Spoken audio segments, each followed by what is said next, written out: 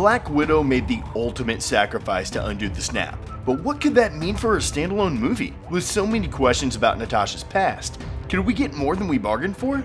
More importantly, will we finally find out what happened in Budapest? Hey guys, welcome back to The Binger. Ever since Endgame graced theaters, fans have been looking forward to the next MCU offerings. Black Widow is one of the most hotly anticipated movies of all. But what do we know about it? Join us as we take a look at some behind-the-scenes snaps, movie leaks, and one intriguing new suit.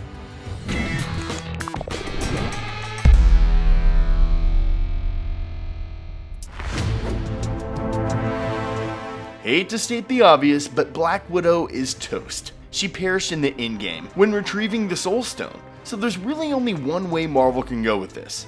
Most of the fandom have assumed that Black Widow is going to be a prequel. That way, Scarlett Johansson still has a job, and we get to learn more about Natasha's intriguing backstory. Everyone's a winner, right?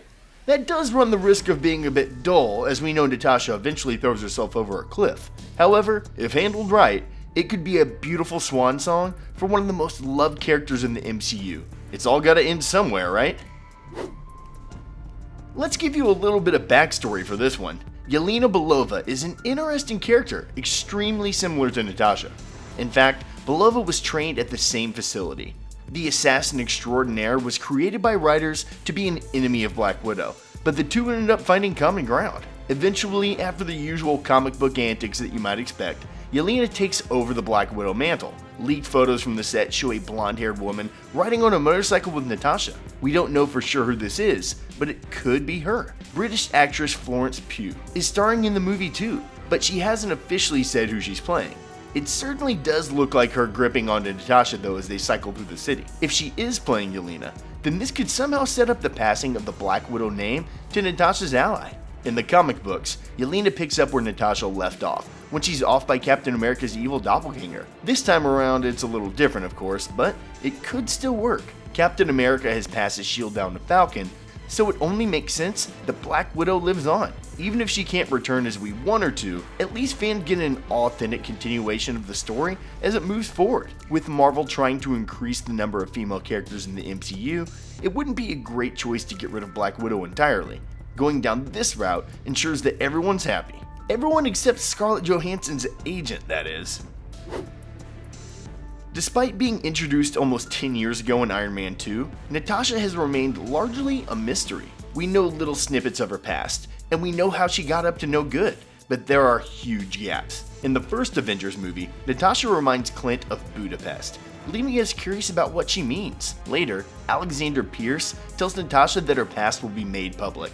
He says, "Not Budapest, Osaka, the children's ward. Are you sure you want the world to see you as you truly are?" That's all we've had until now, but they all could be about to change. In fact, it's pretty much a guarantee. After all, Marvel is incredibly careful about the Easter eggs they put in their movies. Considering they've mentioned Budapest more than once, and the movie is actually shooting in Budapest, it's all but confirmed. They can't make it any clearer. Fans have been chomping at the bit to find out what really went down in the European city. We can't wait to dive into Natasha's past. Who knows what skeleton she's got hiding in the closet? It can't be good, but knowing Black Widow, it won't be all bad either. In true Marvel style, it's not going to be a clean-cut affair. In fact, it's more than likely going to throw up some serious questions. We know Nat was as wayward as they come, thanks to her training in the Red Room, but we haven't seen it firsthand. The jury is firmly out on this one, but it would make total sense for Hawkeye to appear. Natasha has a lot to thank Clint for, as he was the one who recruited her. Without him, she could still be doing the bidding of the Soviet Union. In Avengers, she tells him that she feels indebted, as Barton was supposed to get rid of her, but instead, he took her on and showed her how to use her training for the greater good. Over the course of the last decade, the pair became incredibly close. So close that Hawkeye named his son Nathaniel in honor of his BFF. And what's more, Natasha was the only one that knew about Clint's secret family. Since we know that Hawkeye was in Budapest with Natasha in some capacity, it's likely that he will appear. Actor Jeremy Renner is yet to be spotted on set, so if he is in Black Widow, it may be a relatively short appearance. The movie hasn't been linked to him online yet, but that could be Marvel keeping things closely under wraps. Let's not forget that Clint and Natasha fought each other to decide which one would be sacrificed.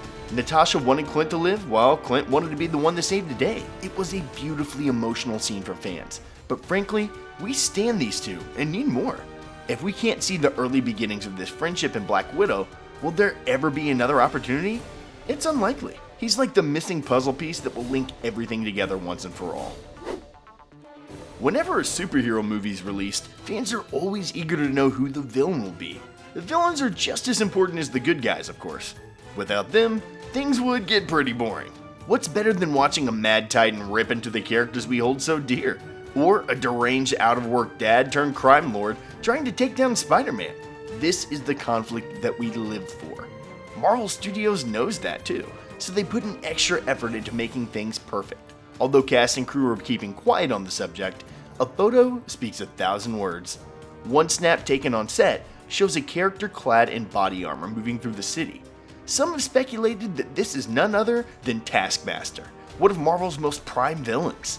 The Brooklyn-born bad boy Tony Masters has the ability to mimic his opponents. You can imagine how difficult it can be to fight someone who's learned all of your moves in 30 seconds flat. How can you get one over on someone who moves as fast as you do and hits just as hard? And he's not all bad either. In fact, he's even worked on behalf of the Avengers in the comics.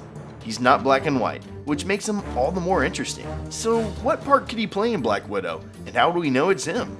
Well, we don't know it's him for sure, but by this point, the fandom has gotten good at putting two and two together. The leaked photos show that the metal getup is a departure from Taskmaster's usual outfit. However, it does share a color scheme with his outfit in the 2002 Taskmaster miniseries. Eagle-eyed sleuths are also quick to point out that the helmet is slightly skull-like in its appearance. The internet is largely divided on the topic though. Some people think it's a bit of a stretch, as Taskmaster usually travels in a light costume. He needs to be able to move quickly, and something as heavy as this suit might only weigh him down. Weapons that he's capable of using are noticeably missing too, but then again, the MCU does like to change things. Not every character makes it from the page to the screen wearing exactly the same stuff. It's hard to tell how Taskmaster could be incorporated into Black Widow. The pair don't have much history in the comics really, and in fact, the villain has more beef with Captain America and Deadpool than anyone else, which could be a good thing. The MCU has full control over who, what, why, when, and where in this case. They don't have to worry about staying authentic, they can write history themselves. As Natasha relies on her fighting technique since she's 100% human, Taskmaster could make a formidable foe. As we well know, the MCU really kicked off with 2008's Iron Man. Robert Downey Jr. paved the way for all these movies that have really changed the game. He starred in 3 of his own standalone movies, which seems to have started a pattern. Captain America also has 3, starting in the first one, then Winter Soldier, and then Civil War. Our favorite God of Thunder Thor has, yep, you guessed it, 3 as well. So what we're trying to say is, Marvel really likes milking their cash cows for all they're worth. All these guys get a second shot, so why shouldn't Black Widow? Sure, we're here to talk about the upcoming release, but the opportunity for a sequel is definitely there. Don't be surprised if this first movie ends on a slightly open note. Aside from the obvious, there are quite a few well-known faces that we can expect to see on screen. We've already mentioned Florence Pugh, who's playing a character only described as a kick-ass female Bond, aka probably the second Black Widow. Rachel Weisz, Sebastian Cook, and Alec Baldwin have all supposedly auditioned for supporting roles too. Ray Winstone is signed up, as is O.T. Fagbindle, another British actor. He's best known for his role in Hulu's The Handmaid's Tale. David Harbour, who plays Hopper on Stranger Things, is also on board. In fact, he's one of the only actors to say anything at all about the filming process. Let's just keep our fingers crossed that Jeremy Renner will be added to this impressive lineup. As soon as Endgame was released, we started looking at what was next on the Marvel calendar. At this moment in time, Marvel Studios are reluctant to talk about any Phase 4 movies. So with that being said, we don't have an official release date for Black Widow as of yet. However, we do have a vague idea thanks to the empty slots on the Marvel release calendar. Natasha's standalone movie could drop on any of the following dates: the 1st of May of 2020, the 6th of November of 2020, the 12th of February of 2021, and tons more after that. It's hard to know which one Black Widow could fill, but we can speculate. Seeing as it's in production now, it could be pegged for a 2020 release. May would be a little on the rush side, but 2021 seems a little too far in the future too. So that just leaves November of 2020. Capitalizing on the bittersweet passing of Natasha, it's key in making the movie a success, so sooner would be better than later. What do you think? Will Taskmaster grace our screens? Or is there a better villain out there for Black Widow? Sound off down in the comment section. We want to know what you think. And be sure to give this video a big thumbs up before you go and hit that subscribe button too. Until next time, thank you for watching.